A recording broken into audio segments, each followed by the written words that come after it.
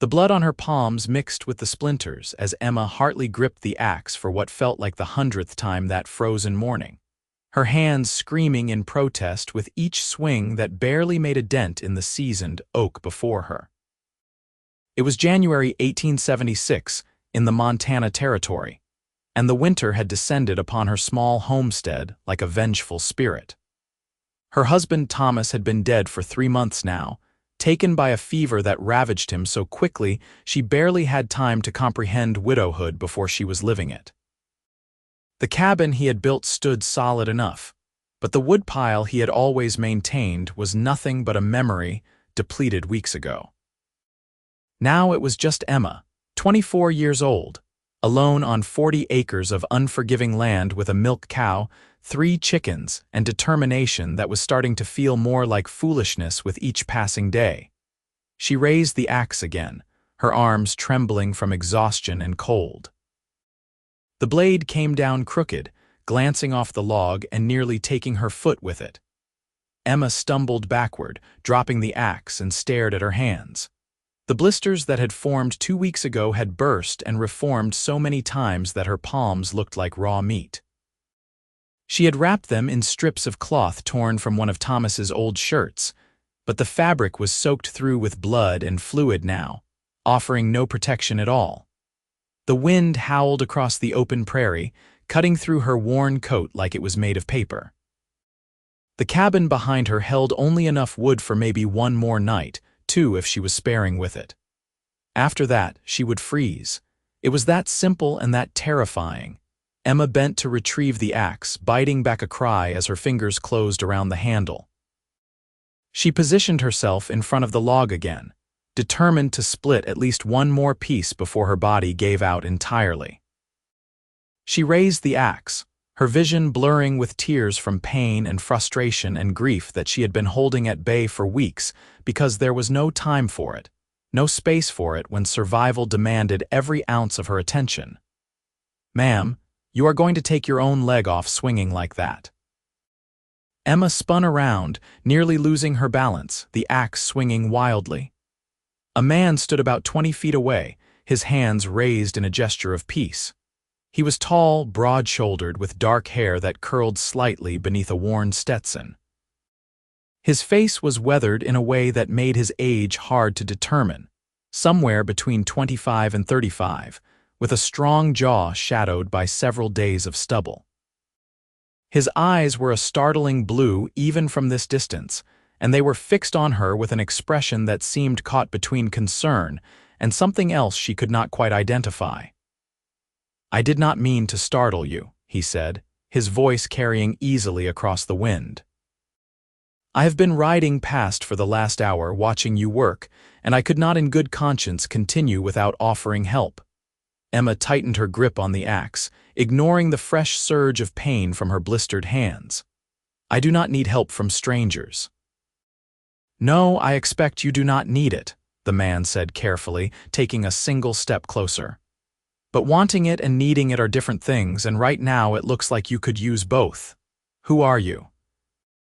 Emma demanded, trying to keep her voice steady even as her entire body shook from cold and exhaustion.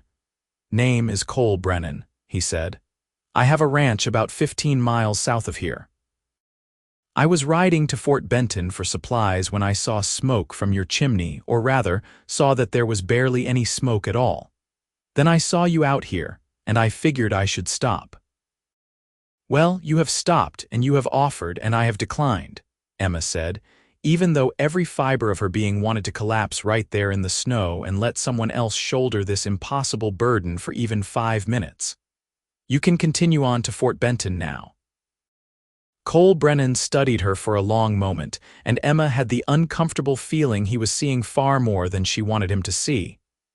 "When did you eat last, ma'am?" The question caught her off guard. "That is none of your concern. When did you eat last?" He repeated, his voice gentler but no less insistent. Emma opened her mouth to tell him to leave, to mind his own business, to ride away and let her maintain what little dignity she had left. Instead, to her absolute horror, she heard herself say, "Yesterday morning, some cornmeal mush." Then her knees buckled. Cole moved faster than she would have thought possible for a man his size. He caught her before she hit the ground, taking the axe from her hand and setting it aside in one smooth motion. Emma tried to pull away, but her body would not obey her commands anymore. She was so tired, so hungry, so cold, and his arms were strong and steady and warm. "Easy now," he murmured, and she could feel the rumble of his voice through his chest. "I have got you. When did you sleep last?" Emma could not remember. The nights had all blurred together into an endless string of hours spent feeding the fire, checking on the animals, trying to stay warm enough to survive until morning. "I sleep," she said weakly. "That was not what I asked." Cole shifted his hold on her, and Emma realized with a start that he was carrying her toward the cabin. She should protest, should demand he put her down, should maintain the independence that was all she had left. But she was so tired, and his arms were so warm, and for just a moment she let herself pretend that someone else could carry the weight. The cabin was barely warmer than the outside, and Emma saw Cole's jaw tighten as he looked around the small space. There was a pot-bellied stove in the corner with only a few pieces of wood beside it, a narrow bed covered in every quilt and blanket Emma owned, a small table with 2 chairs, and shelves that held a meager supply of food. It was painfully obvious how dire her situation had become. Cole set her down gently in one of the chairs. "Stay here," he said, and before Emma could respond, he was back outside. She heard the sound of an axe striking wood, steady and sure, the rhythm so different from her own desperate, clumsy attempts. She tried to stand, to go back outside and tell him to stop, that she did not need his charity, that she had been managing fine on her own. But her legs would not hold her, and after a moment she simply sat there, listening to the sound of wood splitting with an ease that made her want to weep. Cole made 3 trips, carrying armloads of split wood that he stacked neatly beside the stove. Then he built up the fire, his movements efficient and practiced. Within minutes, real heat began to fill the cabin, the kind of warmth Emma had almost forgotten existed. He filled a pot with water from her bucket and set it on the stove to heat, then turned his attention to her shelves. "You have coffee here," he said, and it was not quite a question. Emma nodded, not trusting herself to speak. She was afraid if she opened her mouth, everything she had been holding back would come pouring out, and she would never be able to stop it. Cole found her coffee, such as it was, the grounds having been reused so many times they barely had any strength left. He did not comment on it, just made a pot and poured her a cup. Then he pulled something from his coat pocket, a wrapped bundle that turned out to be jerky and hardtack. He set it on the table in front of her. "Eat," he said simply. Emma stared at the food. "I cannot pay you." "I did not ask you to." Cole pulled the other chair around and sat down across from her, his long legs stretched out in front of him. "Eat, ma'am, please." The please undid her. Emma picked up a piece of jerky with shaking hands and bit into it. The salt and smoke and richness of it flooded her mouth, and she had to close her eyes against the sudden rush of sensation. She had not realized how much she had been starving until food was in front of her. She forced herself to chew slowly, to not devour everything on the table like an animal, but it took every ounce of willpower she possessed. Cole sipped his coffee and watched her eat, his expression unreadable. When she had finished the jerky and was working on the hardtack, he said, "You are going to tell me your name now." It was not a question, but Emma answered anyway. "Emma Hartley." "Emma," he repeated, and the way he said it made something flutter in her chest that she had no business feeling. "How long have you been out here alone?" Emma wanted to lie, wanted to tell him it had only been a few days, that she had everything under control. But she was so tired of lying to herself, and somehow lying to this stranger seemed even more impossible. 3 months. "My husband died of fever in October." Cole's expression shifted, something like pain flickering across his features. "I am sorry for your loss." Emma nodded, staring down at her coffee cup. The words never got easier to hear, never felt adequate to the enormity of what she had lost. Thomas had not been a perfect husband, but he had been hers, and he had loved her in his way, And now he was gone and she was alone and she did not know how to survive this life he had chosen for them. "Do you have family?" Cole asked. "Someone who could take you in?" "No." The word came out sharper than Emma intended. "And even if I did, this is my land, mine and Thomas's. I am not leaving it." Cole held up a hand. "I was not suggesting you should. I was just trying to understand your situation." "My situation is that I am a widow trying to keep my homestead through the winter," Emma said, some of her strength returning now that there was food in her stomach and warmth seeping into her bones. "I appreciate your help today, Mr. Brennan, but I will be fine from here. Will you?" Cole's blue eyes met hers steadily. "Because from where I am sitting, it looks like you are about 3 days from dying out here." The blunt assessment stole the words from Emma's throat. She wanted to argue, wanted to insist he was wrong, but they both knew he was not. If he had not stopped today, if he had not split that wood and built up her fire and given her food, she would have frozen within the week. She had been so focused on simply surviving each day that she had not let herself acknowledge how close to the edge she really was. "What do you want from me?" Emma asked quietly. "Why did you stop?" Cole was silent for a long moment. "My mother died when I was 10, he finally said. "Cholera took her and my baby sister both. My father fell apart after that, started drinking, lost himself in the bottle. I watched him grieve himself to death over the course of 2 years, and there was nothing I could do to stop it. I was just a kid." He paused, his jaw working. "When I saw you out there today, swinging that axe with your hands torn to pieces, so damn determined to do it alone even if it killed you, I saw my mother. I saw what she might have looked like if my father had died instead, if she had been the one left behind trying to hold everything together through sheer force of will." Emma felt tears prick her eyes. "I am sorry about your mother. I am not telling you this for sympathy," Cole said. "I am telling you this so you understand why I could not just ride past. I could not save my mother, but I can help you, if you will let me." "I do not need charity," Emma said, but there was no heat in it anymore. "This is not charity," Cole said firmly. "This is neighbors helping neighbors. This is how people survive out here." He leaned forward, his elbows on his knees.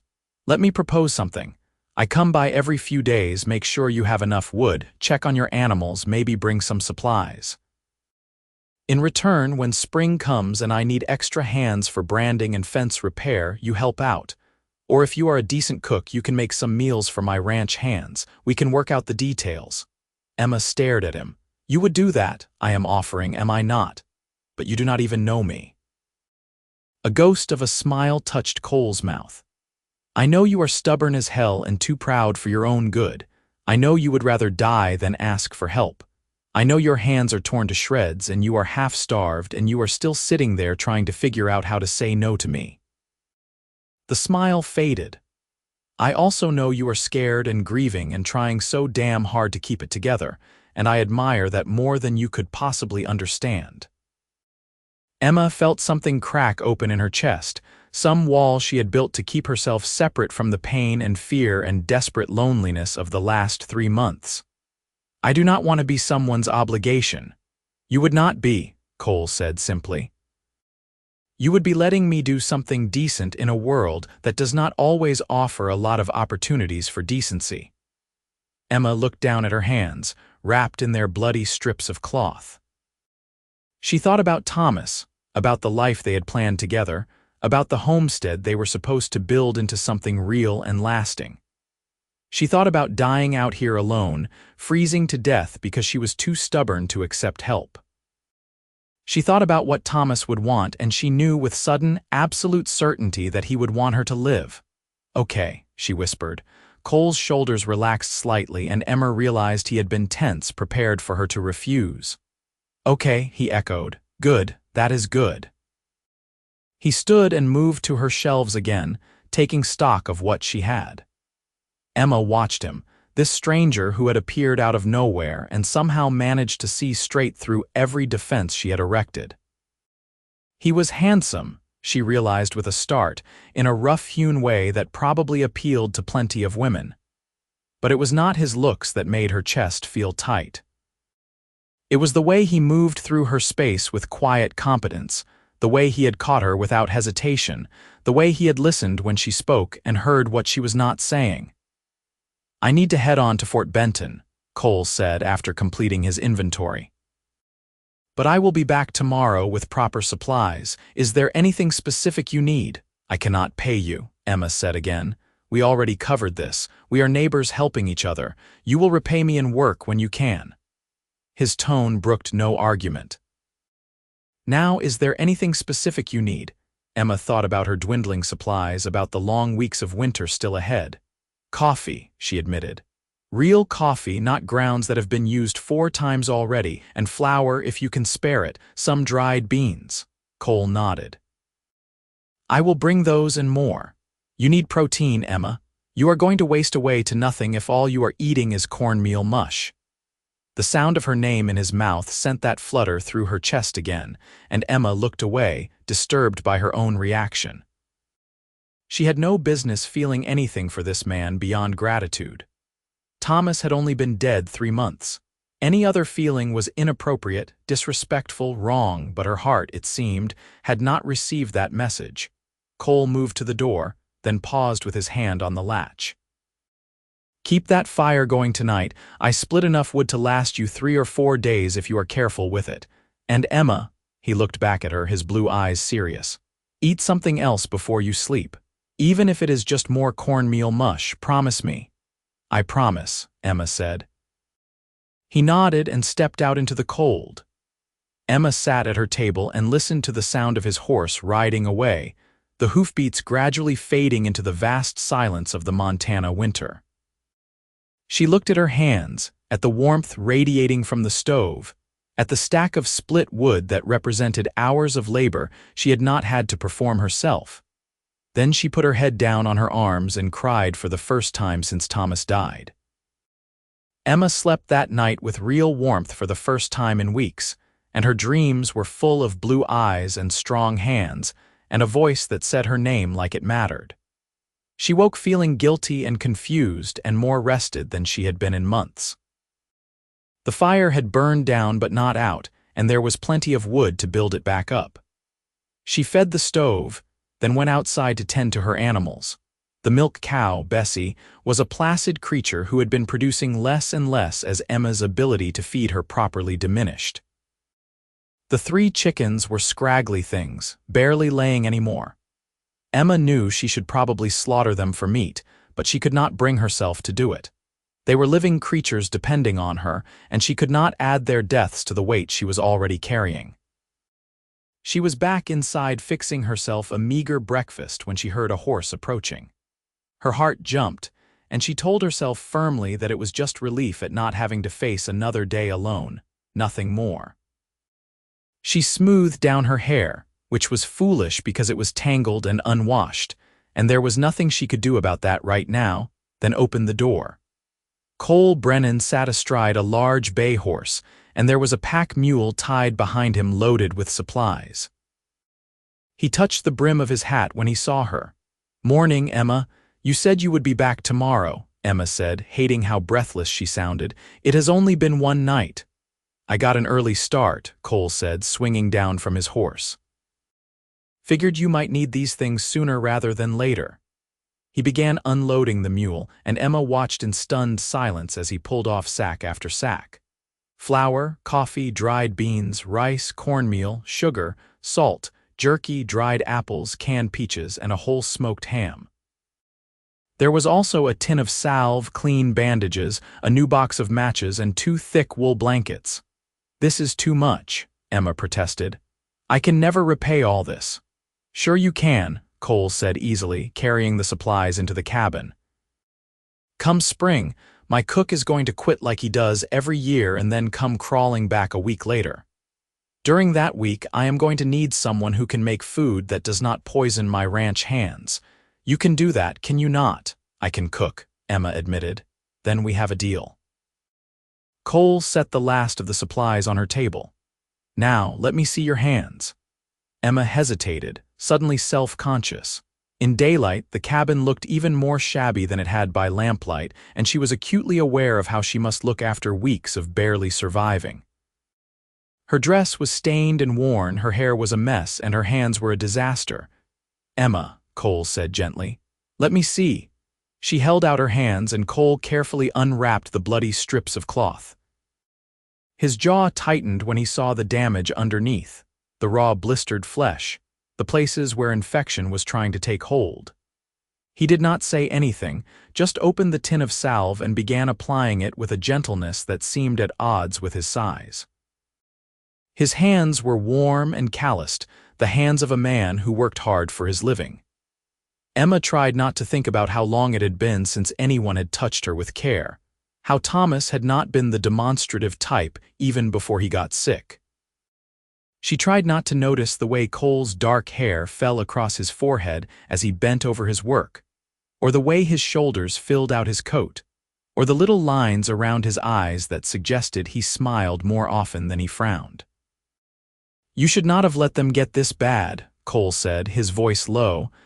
"I did not have a choice. The wood had to be cut or I would freeze." "You did have a choice. You could have asked for help." "From who?" Emma demanded. "The nearest homestead is 8 miles away, and I barely know those people. I am not going to show up on a stranger's doorstep begging for charity." "But you will stand out in the freezing cold, destroying your hands rather than swallow your pride," Cole said, and there was something almost like anger in his voice now. "Do you know what would have happened if these got infected? Do you know what blood poisoning does to a person?" "I would have managed. You would have died." Cole wrapped her hands in clean bandages, his movements perhaps a bit rougher than necessary. "You would have died out here alone because you are too stubborn to admit you need help." "You do not get to be angry with me," Emma said, pulling her hands back. "You do not get to ride in here and judge me for doing what I had to do to survive." "I am not judging you for surviving," Cole shot back. "I am angry that you think you have to do it alone. I am angry that you would rather die than ask for help. I am angry that the world is so goddamn hard on women like you that you do not even know how to accept kindness when it is offered." The words hung in the air between them. Emma felt her eyes burning with tears she refused to shed. "Women like me," Cole's expression softened, "strong women, brave women, women who have been hurt and are still standing anyway." Emma turned away, wrapping her arms around herself. "You do not know anything about me, then tell me." Cole moved closer, not touching her but near enough that she could feel the warmth radiating from him. "Tell me about yourself, Emma Hartley. Tell me who you were before all this." Emma was silent for a long moment. Then, slowly, she began to speak. "I was Emma Wright. I grew up in Ohio on a farm outside of Columbus. My father was a blacksmith and my mother took in sewing. I had 2 older brothers and a younger sister. It was a good life, a simple life. Then Thomas came through town. He was heading west, full of dreams about owning his own land, building his own legacy. He said he wanted a wife to share it with, and he chose me." "Did you love him?" Cole asked quietly. Emma thought about that. "I thought I did. He was handsome and charming, and he made me feel like I was special, like I was the only girl in the world. My parents were not pleased. They said I barely knew him, that heading west was dangerous, that I should wait and marry someone from town. But I was 22 and foolish, and I thought I knew better. So I married Thomas, and we headed to Montana Territory to stake a homestead claim." She paused, staring out the window at the endless expanse of snow and sky. "It was not what I thought it would be. Thomas worked hard, I will give him that. He built this cabin, cleared the land, got our crops in. But he was not the man I thought I married. He was moody, withdrawn. Some days he barely spoke to me. I think he was disappointed that the reality of homesteading was so much harder than the dream.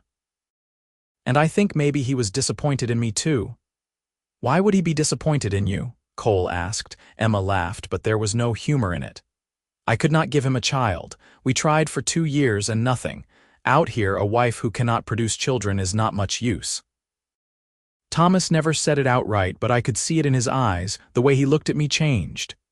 "That was not your fault," Cole said firmly. "Maybe not, but it felt like it was." Emma wrapped her bandaged hands around herself. "Then he got sick. It came on so fast. One day he was fine, the next he was burning with fever. I tried everything I could think of, every remedy I knew, but nothing helped. He was gone in less than a week. His last words to me were an apology. He said he was sorry for bringing me out here, sorry for leaving me alone, sorry for all of it. Jesus, Cole breathed. So that is who I am, Emma said, turning to face him. I am a failed wife who could not give her husband a child and could not save him when he got sick. I am a woman with no family, no money, and no prospects. I am someone who is going to lose this homestead the moment the bank realizes I cannot make the payments alone. That is who Emma Hartley is. Cole crossed the distance between them in 2 strides. He took her face in his hands, gentle despite the intensity in his eyes. That is not who you are. You are a woman who lost everything and kept fighting anyway. You are someone who would rather destroy her hands than give up on the life she built. You are brave and strong and so damn beautiful it makes my chest hurt to look at you. Emma's breath caught. You should not say things like that. Why not? It is the truth. Because my husband has been dead for 3 months and I should not be standing here feeling what I am feeling when you touch me. Cole's thumb brushed across her cheekbone, and Emma realized there were tears running down her face. What are you feeling? He asked, his voice barely above a whisper. Like I am alive again, Emma admitted. Like maybe there is a reason to keep going beyond just surviving, and I should not feel that way. It is too soon. It is wrong. Who says it is wrong? Everyone, society, the church, common decency. Cole shook his head slowly. Emma, you do not owe your grief to anyone. There is no timeline for moving forward, no rule that says you have to stop living because someone you loved died. If Thomas's last words were an apology for leaving you alone, do you really think he would want you to spend the rest of your life being alone? I do not know what he would want, Emma whispered. I'm not even sure I knew him well enough to say. Then maybe it is time you stopped worrying about what he would want and started thinking about what you want. Cole's hands fell away from her face, and Emma immediately missed their warmth. I am not trying to rush you into anything. I am not trying to take advantage. I just need you to know that I see you, Emma. I see who you really are, and I think you are remarkable. Emma stared at him, her heart pounding so hard she was certain he must be able to hear it. Why? She asked. Why do you care? You do not even know me. I am starting to, Cole said simply. And what I am learning I like a whole lot. Before Emma could respond, her stomach growled loudly, breaking the tension. Cole laughed, the sound rich and warm. Right, when did you eat last? This morning, some cornmeal mush. That is not enough. Cole moved to the supplies he had brought, pulling out the smoked ham and a knife. You are going to sit down and I am going to make you a real breakfast. Then I am going to split more wood while you rest those hands, and we are not going to argue about it. You are very bossy, Emma observed, but she sat down at the table as instructed. Someone has to be, since you are clearly incapable of taking proper care of yourself.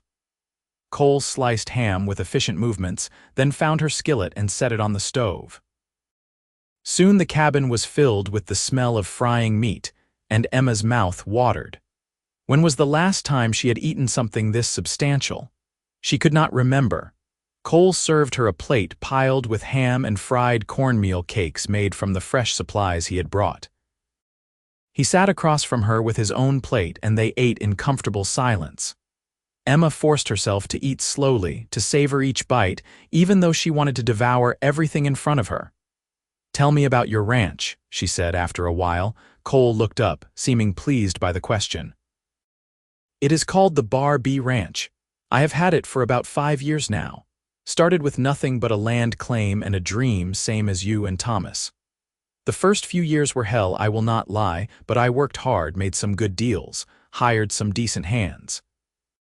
Now I run about 200 head of cattle, have a good herd of horses, and I am making enough to live on with some left over to save. It is not a big operation by some standards, but it is mine and I am proud of it. That sounds nice, Emma said. Having something that is yours, built by your own hands. It is, Cole agreed. Lonely sometimes, but good. Most of my ranch hands are drifters, here for a season and then gone. I have got a foreman, Jack Riley, who has been with me from the start. Good man. But it is not the same as having family, you know, having someone to share it all with. Emma heard the loneliness in his voice and recognized it because it matched her own. Have you never wanted to marry? Cole shrugged. Sure, I have wanted to, just never found the right woman, I guess. Out here, women are scarce, and the ones who are available are usually looking for something I could not give them. Money, mostly, or status. I wanted someone real. Someone who understood what it meant to build something from nothing, someone who was not afraid of hard work or hard times. That is a tall order, Emma said. Maybe. Cole met her eyes. But I am starting to think maybe she was worth waiting for. The implication hung in the air between them. Emma felt heat rise to her cheeks and looked down at her plate. You are very forward, Mr. Brennan. Life is too short not to be, Cole said. I learned that when I lost my parents. When you see something you want, something real and true and worth having, you do not waste time pretending otherwise. And you think I am something worth having? Emma asked, trying to keep her tone light even though her heart was racing. I think you might be everything worth having, Cole said quietly. Emma did not know what to say to that.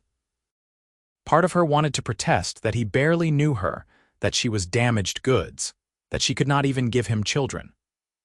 Part of her wanted to lean into the warmth of his attention, to let herself feel wanted and desired and seen after so many months of being invisible even to her own husband. And part of her was terrified of all of it, of opening herself up to caring about someone only to lose them again. Cole seemed to sense her turmoil because he stood and began clearing the plates. I am going to go split more wood now. You rest those hands and do not even think about coming outside to help. I should at least watch and learn how to do it properly, Emma protested. Later, Cole said firmly, after your hands heal and you have got some meat back on your bones. Right now you rest.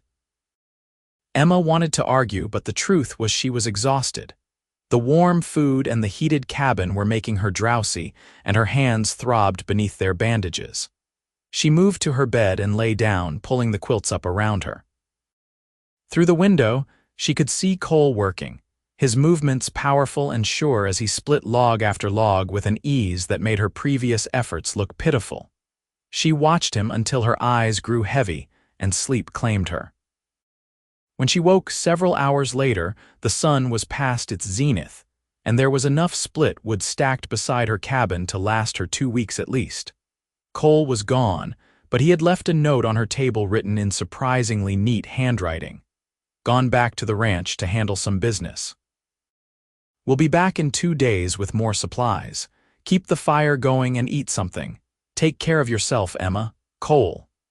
Emma held the note and read it 3 times, tracing the letters with her bandaged fingers. Then she carefully folded it and tucked it into the pocket of her dress, close to her heart where no one could see. The next 2 days passed in a strange mixture of anxiety and anticipation. Emma kept the fire burning as instructed and forced herself to eat regular meals from the supplies Cole had brought. She changed the bandages on her hands using the salve he had left, and was relieved to see that the infection was already starting to clear. She cleaned the cabin from top to bottom, even though there was not much to clean, and washed her hair for the first time in weeks, heating water on the stove and scrubbing until she felt almost human again. She told herself she was not doing any of this for Cole Brennan. She was doing it for herself, because she deserved to feel clean and warm and cared for. But when she heard a horse approaching on the second day, she found herself smoothing down her dress and tucking a strand of hair behind her ear before she could stop herself. Cole rode up with the pack mule in tow again, this time loaded with even more supplies plus a large bundle wrapped in canvas. He smiled when he saw her, and Emma felt her heart do something complicated in her chest. You look better, he said as he dismounted. Got some color back in your cheeks. I have been eating and staying warm as ordered, Emma said, trying for a tart tone but probably just sounding pleased. Good. Cole began unloading, and Emma moved to help despite his protests. Her hands were still tender, but they were healing quickly with proper care.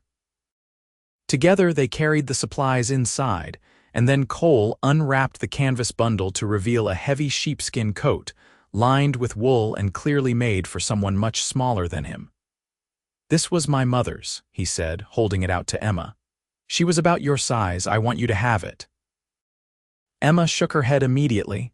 "I cannot take that. It is too much." "It is just sitting in a trunk at my ranch doing nobody any good," Cole said. "My mother would want someone to use it. She would want you to have it." "But it is your mother's coat," Emma protested. "It must have sentimental value." "The sentiment is in my heart, not in a piece of clothing," Cole said gently. "Please, Emma, take it. Let me do this." Emma reached out and touched the coat, running her fingers over the soft wool lining. It was the finest piece of clothing she had ever seen, clearly made with skill and care. "Are you sure?" "I am sure."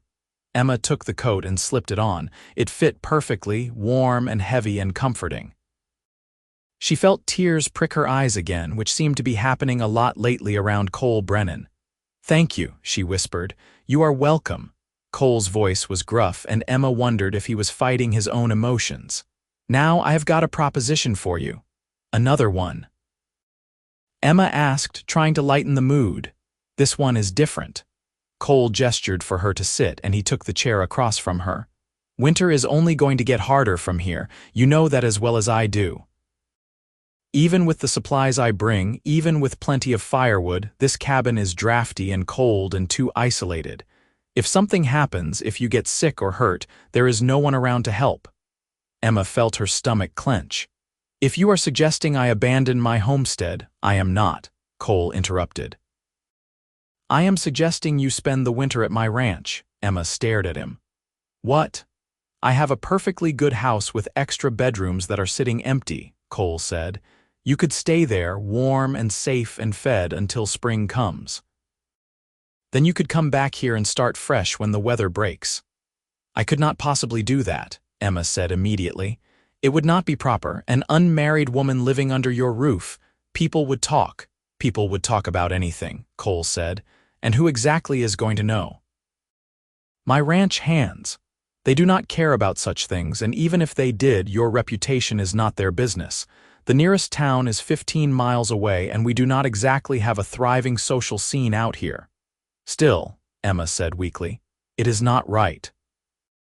"What is not right is you freezing to death out here because you are worried about propriety," Cole said, his voice sharp. "Emma, be practical. This cabin is barely holding together. One bad storm and you could be in real trouble. At my ranch, you would be safe. You could help with the cooking and earn your keep that way if it makes you feel better about accepting help." Emma wanted to refuse. Every fiber of her being screamed that this was too much, too fast, too improper, but she also knew he was right. The cabin was drafty, the winter was only beginning, and she was not certain she could survive another 3 months alone. And if she was being honest with herself, the thought of spending the winter near Cole Brennan, of not being alone with her grief and fear every single night, was almost unbearably appealing. "What about my animals?" she asked, and knew as soon as the words left her mouth that she had already decided. Cole's face brightened. "Bring them. I have plenty of room, and one more milk cow will not make a difference. The chickens, too." "And you swear this is proper, that I would have my own space?" "You would have your own bedroom with a door that locks from the inside," Cole said firmly. "I am not asking you to share my bed, Emma. I am asking you to let me keep you safe through the winter. That is all." That is all, Emma thought, as if it were that simple. As if spending months in close quarters with this man who made her feel things she had no business feeling would not be complicated in 100 different ways. But what choice did she really have? Die out here alone out of misplaced pride, or accept the help she so desperately needed? "Okay," Emma said, "I will come to your ranch for the winter." Cole's smile was like the sun breaking through clouds.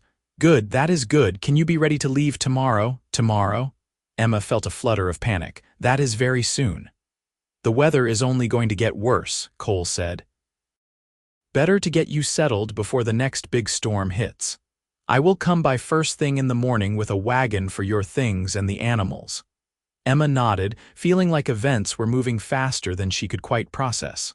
"All right, tomorrow." Cole stood, and for a moment Emma thought he was going to touch her, pull her into his arms the way he had that first day. But he kept his distance, just tipped his hat in that gesture that was becoming familiar. "Tomorrow, then. Get some rest tonight, Emma." After he left, Emma sat in her cabin and tried to understand what she had just agreed to. She was going to spend the winter at Cole Brennan's ranch. She was going to leave the homestead she and Thomas had built, the land they had claimed together, and move into another man's house. It felt like a betrayal, like she was giving up on everything she and Thomas had worked for. But Thomas was dead, and she was alive, and she was so tired of trying to survive on her own. Maybe accepting help was not giving up. Maybe it was the bravest thing she could do. Emma spent the evening packing her few belongings into the trunk Thomas had built for their journey west. She wrapped the good dishes in cloth, folded her spare dress and undergarments, packed away the few books she owned and the letters from her family back in Ohio. She moved through the cabin touching things, saying silent goodbyes to the life she had thought she would have here. When everything was packed, she sat on the bed and let herself cry one more time for Thomas, for the dreams that had died with him, for the woman she had been when she first arrived in Montana territory full of hope and foolish optimism. Then she dried her eyes, banked the fire, and went to sleep for the last night in the cabin that had been her home. Cole arrived just after dawn with a sturdy wagon and his foreman, Jack Riley, a weathered man in his 40s with kind eyes and a quiet manner. Between the three of them, they loaded Emma's trunk, her few pieces of furniture, and various supplies into the wagon. Then they coaxed Bessie the cow and the 3 chickens into temporary pens Cole had constructed in the wagon bed. "Is that everything?" Cole asked, surveying the nearly empty cabin. Emma looked around one last time. The cabin looked so small and sad without her things in it. "That is everything that matters. We will secure the cabin properly," Jack said. "Make sure no critters or drifters get in over the winter. Come spring, it will be here waiting for you if you want to come back." "If you want to come back," Emma noted. "Not when." Jack seemed to understand something she was only beginning to acknowledge herself. She might not want to come back. The ride to the Bar B ranch took most of the morning. Emma sat in the wagon wrapped in her new sheepskin coat, watching the landscape roll by. Cole rode alongside on his bay horse, occasionally pointing out landmarks or making conversation. Jack drove the wagon with steady competence, and Emma found his quiet presence comforting. As they crested a rise, Cole pulled his horse to a stop and gestured ahead. "There she is, the Bar B." Emma looked and felt her breath catch. The ranch spread out across a sheltered valley, protected from the worst of the winter winds by hills on 3 sides. There was a large barn, several outbuildings, corrals holding horses and cattle, and at the center of it all a house. It was not fancy, just a solid 2-story structure built from logs and river stone, but to Emma's eyes it looked like a palace. "It is beautiful," she said softly. Cole smiled. "It is home. Come on, let us get you settled." The inside of the house was even more impressive than the outside. The main floor held a large kitchen with a proper iron stove, a dining area with a table big enough to seat a dozen people, and a sitting room with a stone fireplace that had to be 6 feet across. The furniture was simple but well made, and everything was surprisingly clean for a house full of men. "My bedroom is down here," Cole said, pointing to a door off the main room. "And Jack has a small room off the kitchen. The ranch hands sleep in the bunkhouse. Upstairs are 3 bedrooms that nobody uses. You can take your pick." He led her up a sturdy staircase to the 2nd floor. Emma looked in each room and finally chose the one that faced east, with windows that would catch the morning sun. It was bigger than her entire cabin had been, with a real bed frame and mattress, a wardrobe, a washstand, and even a small stove in the corner for heat. "This is too much," Emma said, overwhelmed. "This is what you deserve," Cole corrected. "Jack and I will bring your trunk up. You take your time getting settled and come down whenever you are ready. No rush." Emma spent the rest of the morning unpacking her few belongings and trying to process her new surroundings. The room was warm, comfortable, and private in a way her cabin had never been. She could hear the sounds of the ranch through the window, men working and horses moving, the low sounds of cattle in the distance. It felt alive in a way her isolated homestead never had. Eventually, she made her way back downstairs. She found Cole in the kitchen, attempting to make coffee and clearly struggling. Emma could not help but smile. "Let me," she said, moving past him to take over. "If I am going to earn my keep, I might as well start now." Cole stepped back, looking relieved. "I will not argue with that. I am a terrible cook, and Jack is not much better. The ranch hands have been threatening mutiny for weeks." Emma set about making proper coffee and exploring what ingredients were available. The kitchen was well stocked with basics, but it was clear that nobody had been doing much actual cooking. She found flour, dried beans, salt pork, potatoes, onions, and various preserved goods. It was more than she had seen in months, and her mind immediately began planning meals. "When do your ranch hands eat?" she asked.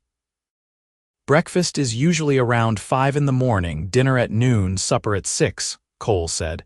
"But do not feel like you have to start cooking for them right away. You just got here." "I need to earn my keep," Emma said firmly. "And honestly, I would like to be useful. I have spent the last 3 months feeling useless. It will be good to cook for people who will actually eat what I make." Cole leaned against the counter, watching her move around the kitchen. "Thomas did not appreciate your cooking." Emma paused. "Thomas did not appreciate much about me toward the end, but that was not entirely his fault. Disappointment changes people." "He was a fool," Cole said quietly. Emma looked up at him, startled by the intensity in his voice. "You did not know him." "I know that he had you and he made you feel like you were not enough. That makes him a fool in my book." Emma felt tears threaten again and turned back to the stove to hide them. "I should start preparing something for the ranch hands' supper. How many men do you have here?" 6, counting Jack. 8 with you and me." Cole seemed to sense she needed a change of subject and went along with it. "They will be grateful for anything that is not burned beans or charred beef." Emma spent the rest of the afternoon preparing a proper meal. She made biscuits from scratch, beans seasoned with salt pork and onions, fried potatoes, and a dried apple pie for dessert. It felt good to work with her hands in a way that did not leave them bloody and blistered. It felt good to create something nourishing and warm and meant to be shared. When the ranch hands came in for supper, they stopped short at the sight of Emma in the kitchen. Cole made introductions. There was Jack Riley, whom she had already met, along with Tom and Charlie. 2 brothers in their 20s who worked with the cattle, Pete, an older man who handled the horses, Miguel, who maintained the fences and buildings, and young Danny, barely 18, who seemed to do whatever needed doing. They were all polite but clearly uncertain about having a woman in the house. Emma served them dinner and watched nervously as they took their first bites. There was a moment of silence, and then Tom looked up with an expression of pure bliss. "Ma'am, if you cook like this regular, I might never leave this ranch," he said. The other men murmured agreement through mouthfuls of food, and Emma felt herself relax for the first time all day. She could do this. She could earn her place here. She was not just a burden to be carried, she was providing something of value. Cole caught her eye from across the table and smiled, and Emma felt that flutter in her chest again, stronger this time. She looked away quickly, busying herself with cutting the pie. After dinner, the ranch hands returned to the bunkhouse, and Jack retired to his room. Emma cleaned up the kitchen while Cole sat at the table working on some kind of ledger. They did not talk much, but the silence was comfortable, domestic in a way that should have felt strange but somehow did not. "I should head up to bed," Emma finally said when everything was clean and put away. "Tomorrow will be a busy day." Cole stood immediately. "Of course. Let me check the stove in your room, make sure it is putting out enough heat." He followed her upstairs, and Emma was acutely aware of his presence behind her on the stairs, the sound of his boots on the wood, the warmth of him in the narrow space. He checked her stove, added more wood, and satisfied himself that she would be warm enough through the night. "If you need anything at all, I am right downstairs," he said, lingering in her doorway. "I will be fine," Emma said. "Thank you, Cole, for all of this. I know I have not said it enough, but I am grateful." "You do not need to be grateful," Cole said. "You just need to let yourself be helped. That is all I am asking." After he left, Emma changed into her nightgown and climbed into bed. The mattress was soft, the blankets were warm, and she could hear the comforting sounds of the house settling around her. For the first time since Thomas died, she did not feel alone. It should have made her feel guilty, this sense of rightness, but instead she just felt grateful to be alive and warm and safe. The next few weeks settled into a routine. Emma woke early to prepare breakfast for the ranch hands, then spent her days cleaning, cooking, and slowly making the house into a real home. She washed curtains that had not been washed in years, scrubbed floors until they gleamed, organized the pantry, and began planning more elaborate meals. The ranch hands clearly adored her. They went out of their way to be helpful, bringing in extra firewood without being asked, fixing small things around the house, treating her with a respect and kindness that made her feel valued. Even Jack, who was not much for talking, would occasionally tell her a meal was particularly good or thank her for her efforts. But it was Cole's attention that Emma found herself most aware of. He was careful not to overstep, never inappropriate, always respectful of her space. But there were moments. His hand brushing hers when she passed him a plate, the way his eyes followed her when she moved around the kitchen, the sound of his laughter when she said something that amused him, the comfortable silences they shared in the evenings after everyone else had gone to bed. Emma told herself she was being foolish. She was a recent widow living under this man's roof out of necessity. She had no right to feel the things she was feeling, this growing warmth in her chest when he was near, this awareness of him that seemed to intensify with each passing day. But her heart was not listening to reason, and she found herself looking forward to moments alone with Cole with an intensity that both thrilled and terrified her. One evening, about a month after her arrival, they were sitting in the living room after supper. The ranch hands had retired to the bunkhouse. Jack was in his room, and Emma was mending one of Cole's shirts while he read a newspaper that was 3 weeks old. The fire crackled in the hearth, and snow fell softly outside the windows. "Emma," Cole said suddenly, setting down his newspaper. "Can I ask you something?" Emma looked up from her mending. "Of course. Do you think about him? Thomas, do you miss him?" The question caught Emma off guard. She set down the shirt and thought about how to answer honestly. "I think about him, yes, about the life we planned, the dreams we had. But do I miss him?" She paused, searching for the right words. "I miss the idea of him, I suppose, the man I thought he was when I married him. But the real Thomas, the one who barely spoke to me for months, who looked at me like I was a disappointment. No, I do not miss that." "Do you feel guilty about that?" Cole asked gently. Emma nodded. "All the time. I feel guilty that I am relieved to be away from that cabin, that I am happier here than I ever was as his wife. I feel guilty that I think about you more than I think about him now. I feel guilty that only 4 months after becoming a widow, I am feeling things I have no business feeling." The words were out before Emma could stop them, and she immediately wanted to take them back. But Cole was looking at her with such intensity that she could not look away. "What things are you feeling?" he asked, his voice low. Emma's heart pounded. She should deflect, make a joke, change the subject. Instead, she found herself being honest. "Like I am coming back to life, like maybe there is a future worth living for. Like maybe I could be happy again, truly happy in a way I am not sure I ever was with Thomas." Cole stood and crossed to where she sat. He knelt in front of her chair, taking her hands in his. "Emma, I know it has not been very long.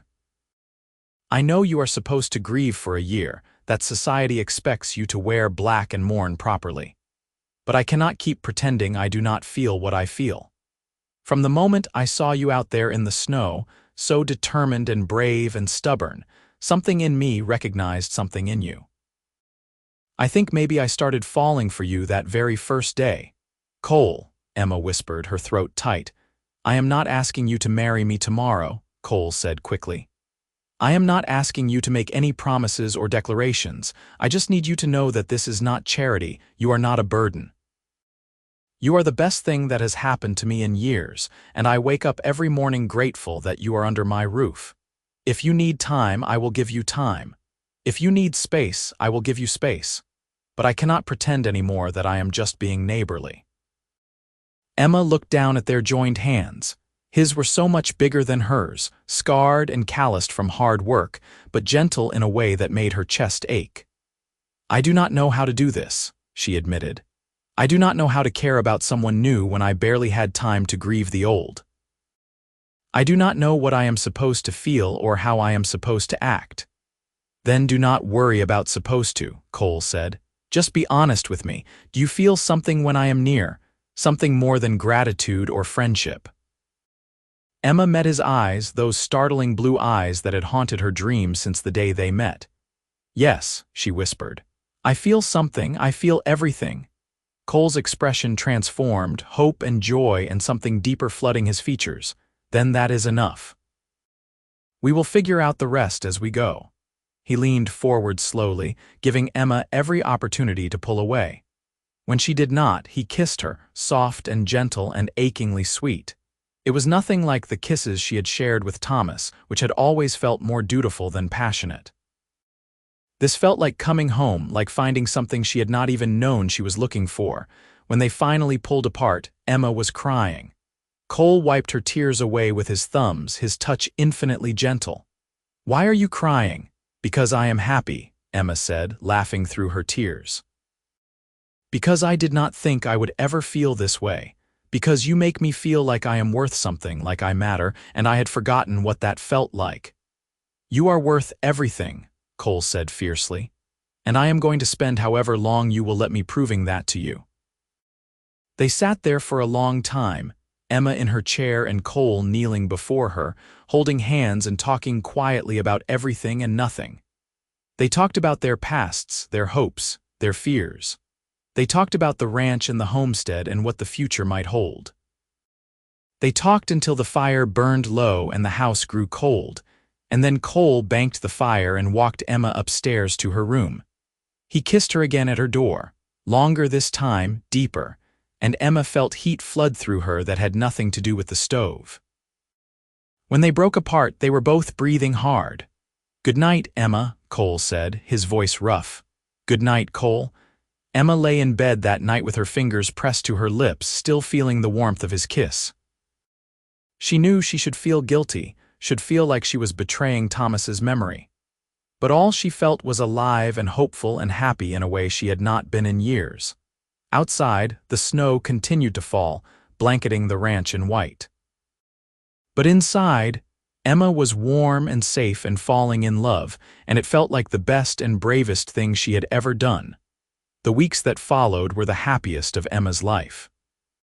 She and Cole were careful to maintain propriety around the ranch hands, but when they were alone, they allowed themselves to explore the growing connection between them. They talked for hours in the evenings after everyone else had gone to bed. They stole kisses in the kitchen when no one was looking. They sat close together in the living room, their hands intertwined, planning a future that was starting to feel more real with each passing day. Emma's hands healed completely, the blisters fading to scars that she wore as badges of survival. She grew stronger, putting on weight from regular meals and hard work. The haunted look in her eyes faded, replaced by something brighter, more hopeful. The ranch hands noticed the change in both Emma and Cole, and if they suspected there was more than just employer and employee between them, they were kind enough not to comment. Jack Riley pulled Emma aside one day while she was preparing bread and said simply, "He is a good man." "Best I have ever known. You could do a lot worse." "I know," Emma said softly, "and you are good for him," Jack continued. "He has been alone too long, working himself into the ground trying to build something worth having.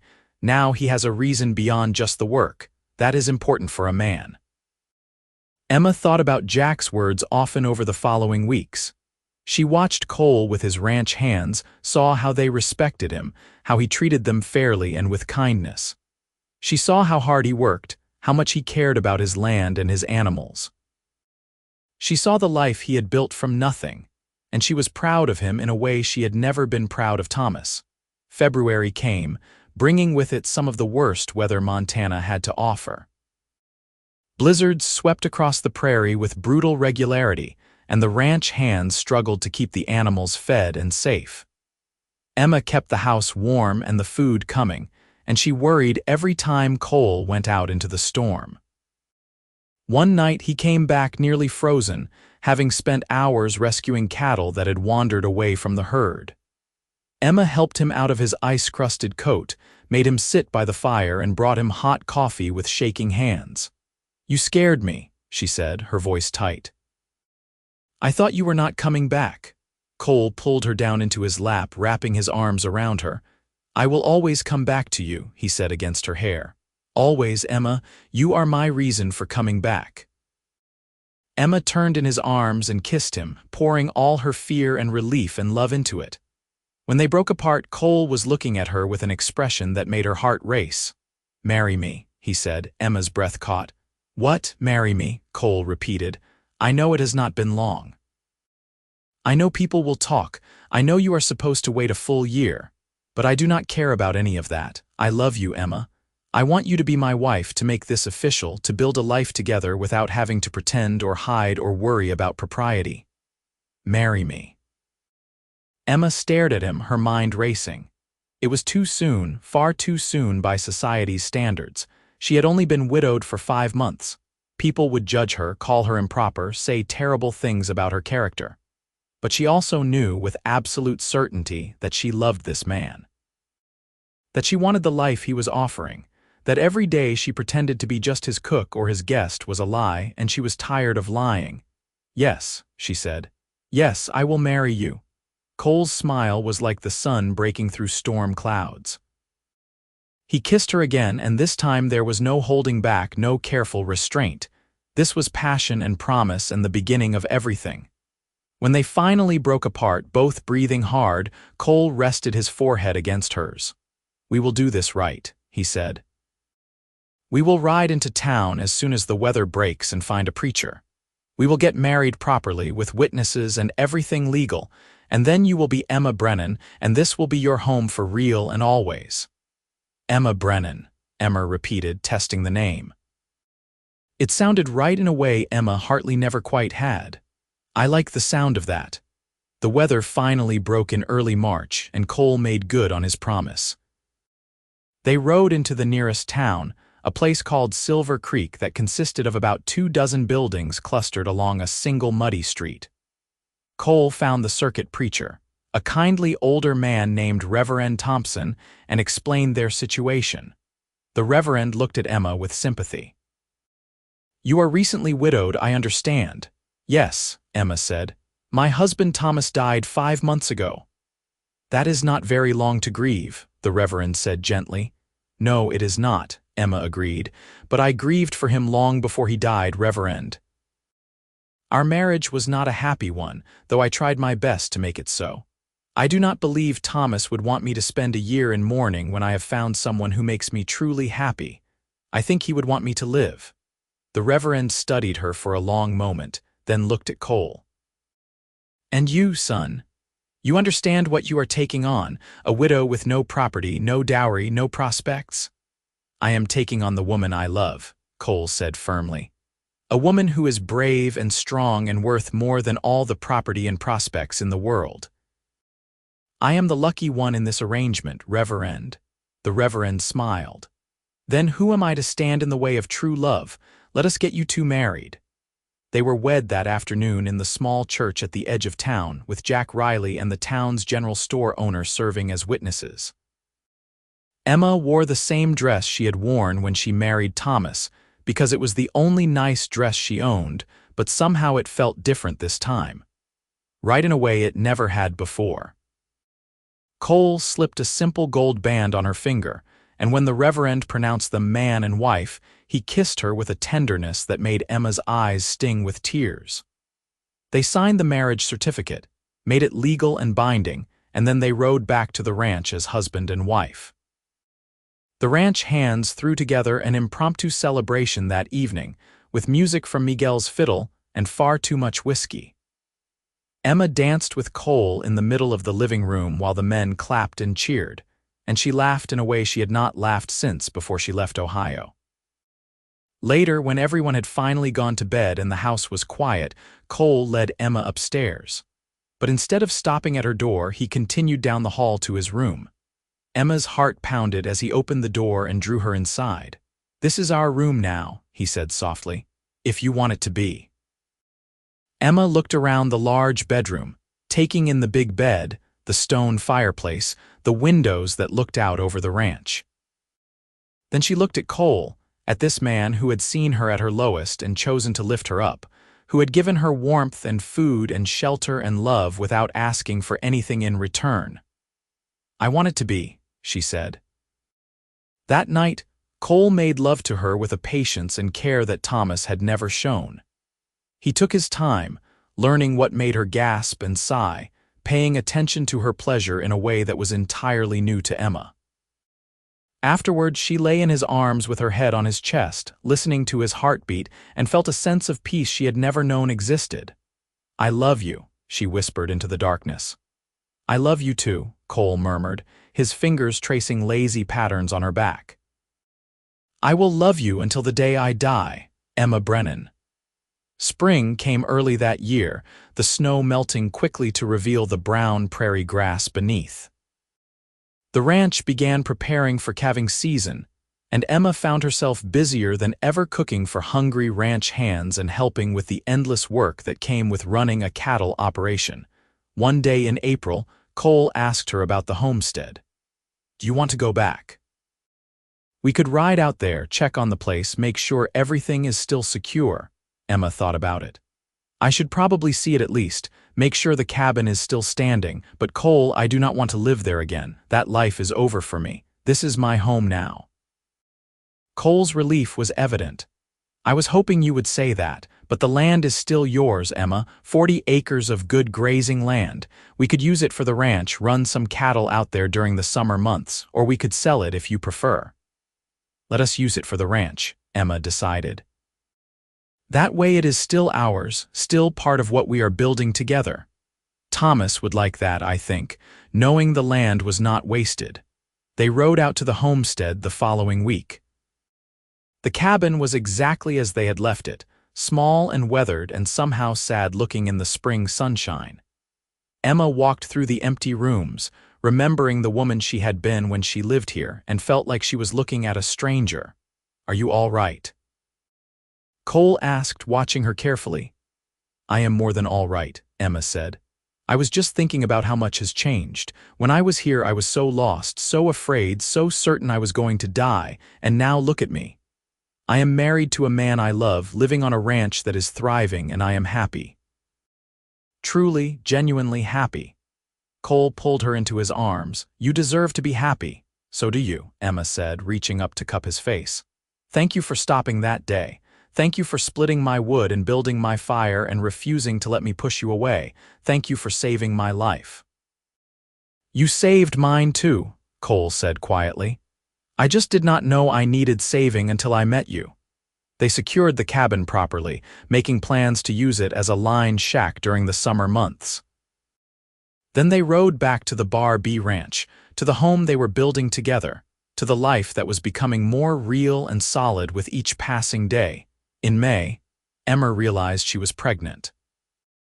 She had missed her monthly courses twice, and there were other signs too, the tender breasts and morning queasiness, the odd cravings and sudden aversions to certain foods. She waited until she was certain, then told Cole one evening after supper. He stared at her for a long moment, his expression unreadable. Then he let out a whoop of joy so loud it probably scared the horses, swept her up in his arms, and spun her around the kitchen until she was dizzy and laughing. "A baby," he kept saying. "We are going to have a baby. Are you happy?" Emma asked, even though his reaction made the answer obvious. "Happy," Cole set her down carefully as if she were suddenly made of glass. "Emma, I am beyond happy, I am ecstatic, I am terrified, I am all of it at once." He placed his hand gently on her still flat stomach. We made this together. This is our future. Emma covered his hand with hers. I thought I could not have children. Thomas and I tried for 2 years and nothing happened. I thought there was something wrong with me. There was nothing wrong with you, Cole said firmly. Sometimes these things just take time or the right circumstances or the right partner. But this baby is proof that you are perfect exactly as you are. The pregnancy was not easy. Emma suffered from morning sickness that lasted well into her second trimester, and the Montana heat that summer made her miserable. But Cole was attentive to her every need, almost comically so. He would not let her lift anything heavy, insisted she rest frequently, and hovered over her like she might break at any moment. The ranch hands were equally solicitous, falling over themselves to help her with even the smallest tasks. Emma found it both touching and frustrating in equal measure. She was pregnant, not an invalid, but she also appreciated their concern. It reminded her that she was not alone, that she had a whole community of people who cared about her welfare. As her belly grew, Emma found herself thinking about the future in ways she never had before. She imagined a child running through the ranch house, learning to ride horses, growing up surrounded by wide-open spaces and good people. She imagined teaching her son or daughter to cook, to read, to be kind and brave and true. She imagined growing old with Cole, watching their children grow and have children of their own, building a legacy that would last beyond their own lifetimes. In November, Emma went into labor. It was long and difficult, lasting through the night and into the next day. Cole paced the downstairs like a caged animal while the town's midwife attended to Emma upstairs. Jack finally had to pour him a whiskey and force him to sit down before he wore a hole in the floor. When the baby finally came, it was a boy. Emma held him in her arms and wept with a combination of relief and joy and overwhelming love. He was perfect, with Cole's dark hair and what would probably be Emma's brown eyes, and he was the most beautiful thing she had ever seen. Cole came upstairs as soon as the midwife allowed, and the expression on his face when he saw his son was something Emma knew she would remember for the rest of her life. He sat carefully on the edge of the bed, looking at the tiny baby with wonder. "We made that," he said softly. "We did," Emma agreed. "What should we name him?" They had discussed names throughout the pregnancy but never quite decided. Now, looking at their son, Emma knew what felt right. "What about James, after your father, before the drinking, the man he was when your mother was alive?" Cole's eyes filled with tears. "James, yes, James Cole Brennan. James Cole Brennan," Emma repeated, testing the name. "Welcome to the world, little one." The first few months of parenthood were exhausting and overwhelming and more wonderful than Emma could have imagined. James was a good baby, healthy and strong, with a powerful set of lungs when he wanted feeding. Emma spent her days caring for him, nursing him, learning the rhythms of motherhood that felt both foreign and completely natural. Cole was a devoted father, rising in the middle of the night to bring James to Emma for feeding, changing diapers without complaint, walking the floor with his son when the baby was fussy. Emma watched him with their child and fell even more deeply in love, if such a thing were possible. The ranch continued to thrive. With the additional grazing land from Emma's homestead, they were able to expand their herd. Cole hired on 2 more ranch hands to help with the increased work, and the Bar B Ranch became known throughout the territory as a well-run, prosperous operation. On their first anniversary, Cole gave Emma a gift. It was a small wooden box, intricately carved with flowers and vines. Inside was a deed, the ownership papers for the ranch made out in both their names. "This is ours," he said. "Not mine, ours. Everything I have, everything I am, it all belongs to both of us now. We are partners in this life, Emma. Equal partners." Emma cried, which she did a lot these days between the exhaustion of new motherhood and the overwhelming gratitude she felt for the life she had been given. "I do not know what I did to deserve you. You let me help you," Cole said simply. "You let me split your wood and build your fire and warm you when you were freezing. You let me in, Emma. That is all I ever wanted. The years that followed were good ones. James grew into a bright, curious toddler who kept Emma constantly on her toes. 2 years after James was born, Emma delivered a daughter they named Sarah Ann, who had her mother's stubborn spirit and her father's blue eyes. 3 years after that came another boy, Thomas, named for Emma's first husband in acknowledgement of the path that had led her to this life. The ranch prospered, growing year by year into one of the most successful operations in the Montana Territory. Cole and Emma worked side by side, making decisions together, building something that would last beyond their own lives. The original ranch hands stayed on, becoming more family than employees, and new hands came and went with the seasons. Emma never forgot those dark months after Thomas died, the cold and hunger and desperate loneliness that had nearly killed her. She kept those memories close, not as a source of pain, but as a reminder of how far she had come. When other women in the area found themselves in difficult circumstances, Emma was always the first to offer help, bringing food and supplies and a sympathetic ear. "You are trying to save everyone," Cole observed one evening after Emma had spent the day helping a newly widowed woman 10 miles away. "Not everyone," Emma said, "just the ones I can reach, the ones who need someone to split their wood and build their fire when they cannot do it alone anymore." Cole pulled her close, understanding what she meant. "You have a good heart, Emma Brennan." "I learned from the best," Emma said, kissing him softly. On their 10th anniversary, Cole took Emma back to the site where her old cabin had stood. They had torn down the structure years ago, using the materials for other purposes on the ranch. Now there was just a small clearing marked by the stone foundation. "Do you ever regret it?" Cole asked. "Leaving this place, giving up on the homestead you and Thomas built?" Emma looked at the empty space where her old life had been. "No," she said honestly. "I do not regret it for a moment. That life was never really mine, Cole. It was a dream Thomas had, and I was just trying to fit myself into it. The life we have built together, that is the one I chose. That is the one I want."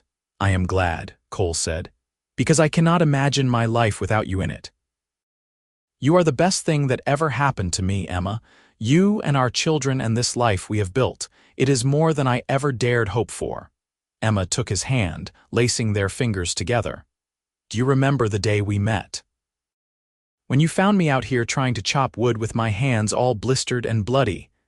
I remember thinking you were the most stubborn woman I had ever seen," Cole said with a smile. "Also the bravest. I remember being so angry when you offered to help," Emma admitted. "So determined to do it alone, even though it was killing me. I thought accepting help made me weak. And now," Cole asked.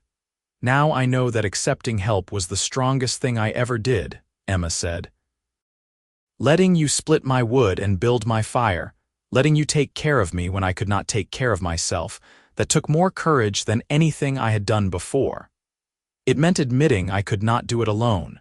It meant trusting someone again after being so disappointed. It meant opening myself up to being hurt." "I would never hurt you," Cole said fiercely. "I know that now," Emma said. "But I did not know it then. I just had to have faith. And that faith gave me everything. It gave me you and our children and a home and a life worth living. It gave me a reason to keep going when I thought I had none." They stood there together as the sun set over the Montana prairie, painting the sky in shades of orange and gold. In the distance, they could see the Bar B Ranch, their home, with smoke rising from the chimneys and lights glowing in the windows. Their children were there, probably driving Jack crazy while he tried to make dinner in Emma's absence. Their animals were there, safe and fed and cared for. Their life was there, solid and real and lasting. "We should get back," Emma said finally. "The children will be wondering where we are." "Let them wonder a bit longer," Cole said, pulling her into his arms. "I want to stay here just a little while more, with you, right here where it all started." Emma leaned into him, breathing in the familiar scent of leather and horses and hard work that always clung to him. "Where what started? Everything," Cole said simply. The day I found you out here, that was the day my real life began. Everything before that was just preparation for meeting you." Emma felt tears prick her eyes, which was ridiculous because she was happy, so completely and utterly happy that it sometimes overwhelmed her. "I love you, Cole Brennan. I will love you until the day I die and probably beyond that. I love you too, Emma Brennan. Thank you for letting me split your wood and build your fire. Thank you for letting me warm you when you were cold. Thank you for giving me a life worth living." They kissed as the sun disappeared below the horizon, two people who had found each other in the vast emptiness of the Montana Territory and built something beautiful from nothing. Two people who had been alone and cold and desperate, and who had found warmth and home and love in each other's arms. As they rode back to the ranch together, Emma thought about all the nights she had spent in that cold cabin, certain she was going to die, certain there was no future worth hoping for. She thought about the woman she had been, blistered hands gripping an axe she barely knew how to use, too proud and too scared to ask for help. She thought about how close she had come to giving up, to letting the cold and hunger and loneliness win. And she thought about Cole Brennan, riding past her cabin and choosing to stop, choosing to help, choosing to see her not as a burden but as someone worth saving. She thought about how he had split every log with such ease, how he had built her fire and given her warmth, how he had fed her and cared for her and refused to let her face the winter alone. That help had saved her life in the most literal sense, but it had done more than that. It had shown her that she did not have to carry everything alone, that asking for help was not weakness but wisdom, that accepting kindness was not surrender but strength. It had opened her heart to the possibility of love again, of building something new from the ashes of what had been lost. As they crested the hill and the ranch came fully into view, Emma could see her children playing in the yard despite the late hour, and she smiled. James was teaching Sarah how to rope fence posts while little Thomas toddled after them, determined not to be left out. Jack was watching from the porch, probably ready to intervene if anyone got hurt. "That is our life," Cole said softly, following her gaze. "That is what we built together." "It is beautiful," Emma said. "More beautiful than anything I ever imagined when I was a girl in Ohio dreaming about the West." They rode down the hill together, and their children saw them coming and ran to meet them, voices raised in excitement. Emma dismounted and caught Sarah up in her arms, breathing in the sweet scent of her daughter's hair. Cole lifted James up onto his shoulders while Thomas wrapped himself around his father's legs, demanding his own turn. Inside the house, the table was set and dinner was waiting, kept warm by Jack's careful attention. They sat down together as a family, saying grace over the meal, and Emma looked around at the faces of the people she loved most in the world. Her husband, her children, even Jack, who had become like family over the years. This was her home, her life, her future.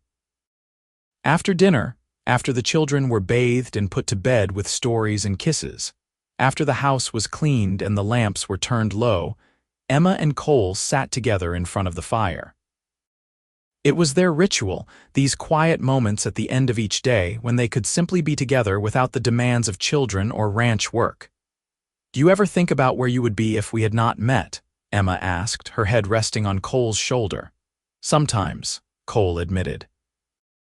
"I think I would still be alone, still working myself to death trying to fill the emptiness inside me with success and land and cattle. I think I would have built a successful ranch, but I would have had no one to share it with, no one to give it meaning." "I think I would be dead," Emma said quietly. "If you had not stopped that day, I would have frozen in that cabin, or starved, or simply given up because I could not see a way forward anymore." Cole's arms tightened around her. "But I did stop, and you are not dead. You are here, alive and warm and mine, and we have a beautiful life together." "We do," Emma agreed. She turned in his arms to look at him, this man who had saved her in every way a person could be saved. His face was more weathered now than when they had met, with lines around his eyes and silver threading through his dark hair. But to Emma, he had never been more handsome. "Thank you," she said softly. "For what?" Cole asked. "For splitting my wood and building my fire. For refusing to let me face the cold alone. For loving me when I did not think I was worthy of love. For giving me a reason to keep living. For all of it." Cole cupped her face in his hands, his calloused thumbs brushing across her cheekbones. "You gave me just as much, Emma. You gave me a home, a family, a purpose beyond just survival. You gave me someone to come home to, someone to build for, someone to love. We saved each other." "We did," Emma said and kissed him, long and deep and full of all the love and gratitude and joy she felt. When they finally broke apart, she rested her forehead against his. "I am so glad you stopped that day." "So am I," Cole said. "It was the best decision I ever made."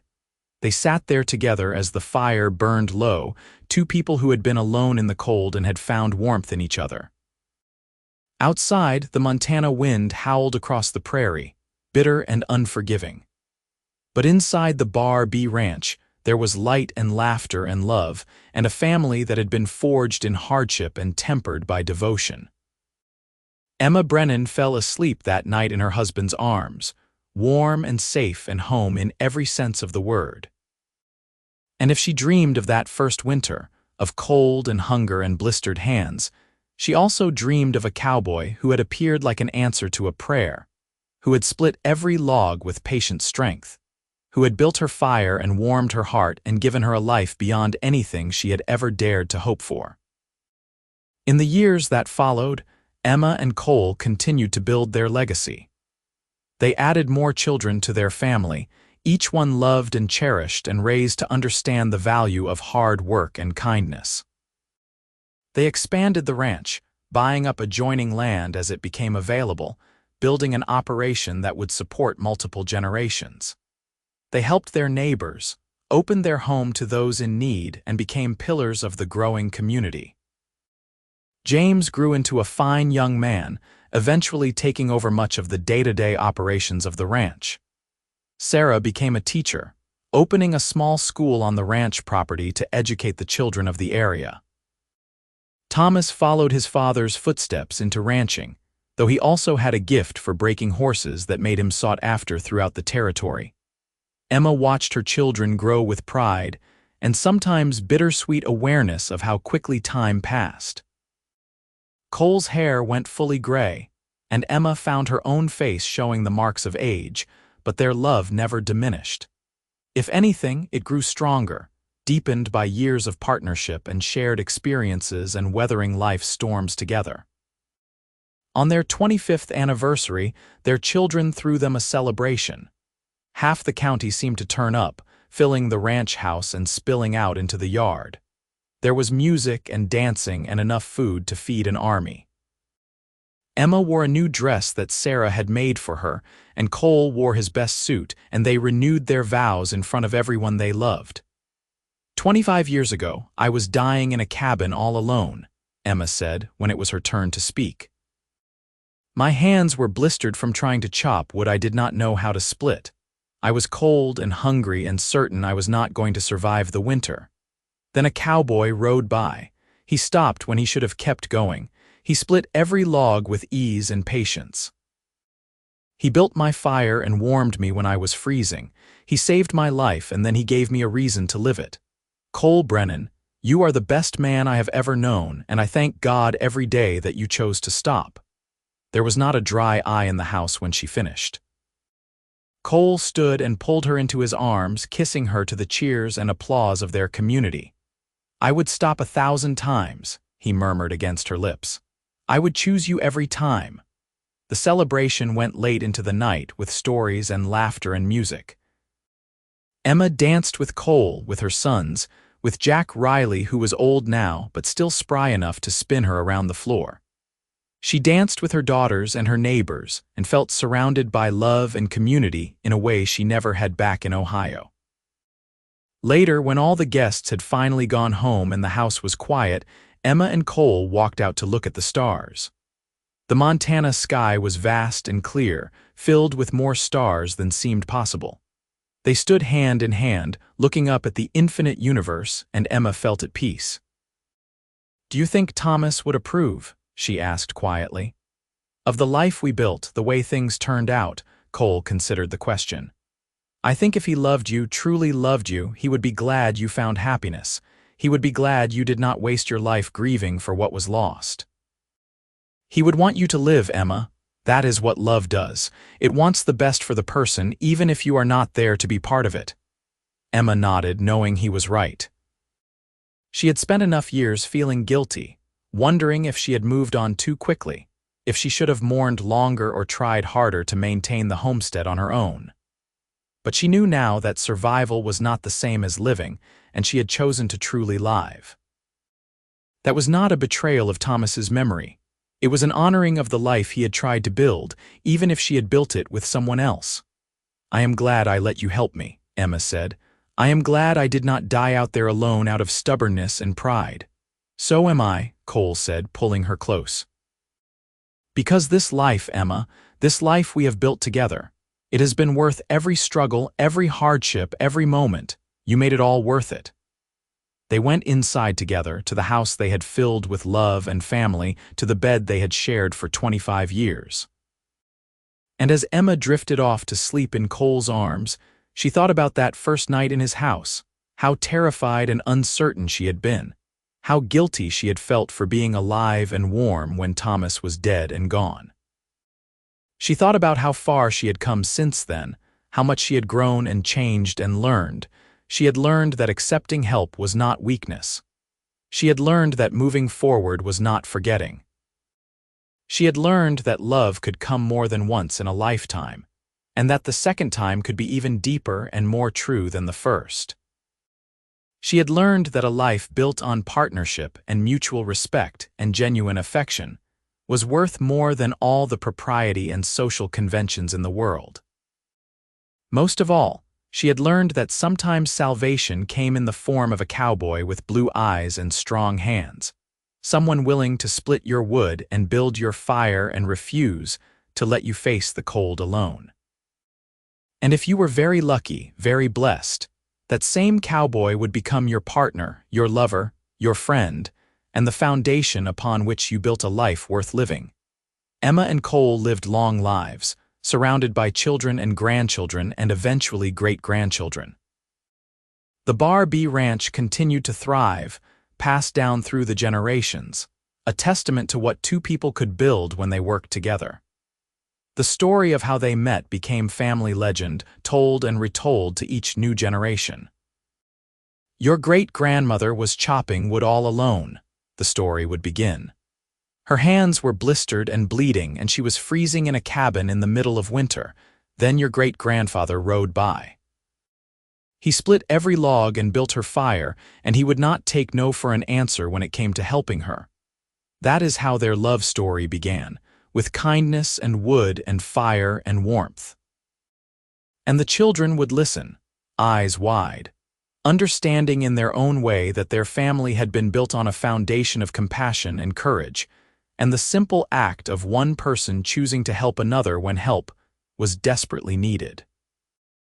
Emma passed away peacefully in her sleep at the age of 73, surrounded by her family in the house Cole had built. Cole followed her 6 months later, unable to face a world without his Emma in it.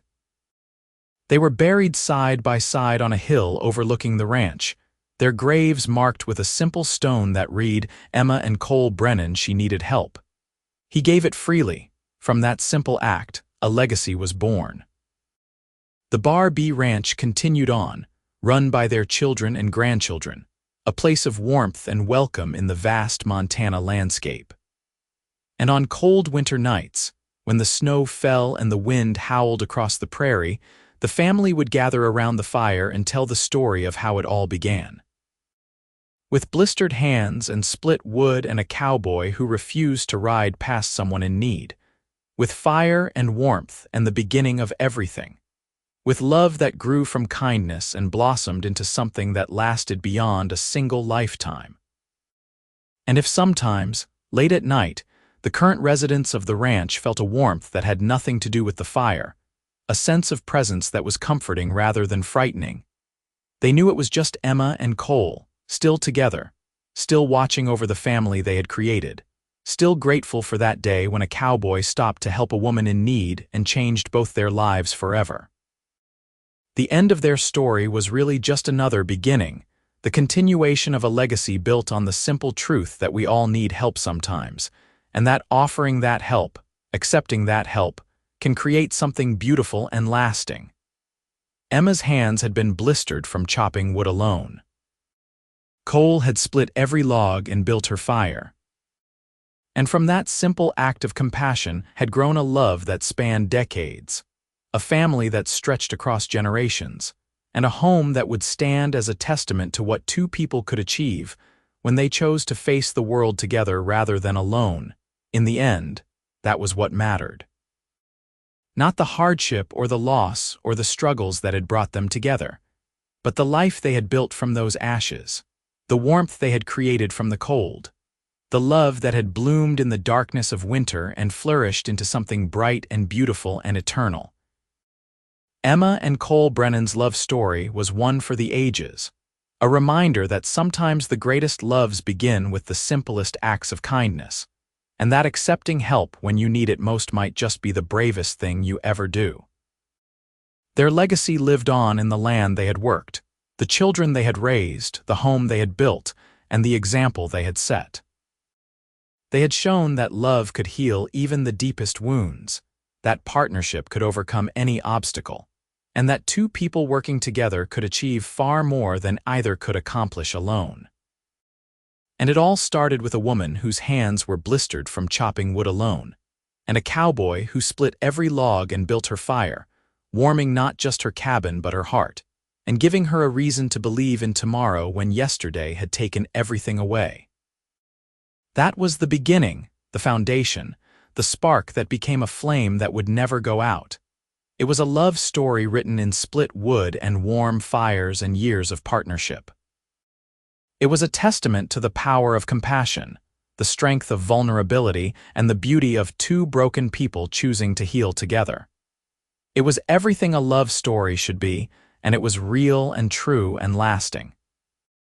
And as the Montana wind continued to blow across the prairie, as it had for centuries and would for centuries to come, the Bar B Ranch stood strong, a monument to Emma and Cole Brennan, and the love they had built from nothing but need and kindness and the willingness to face the future together, hand in hand, heart to heart, forever.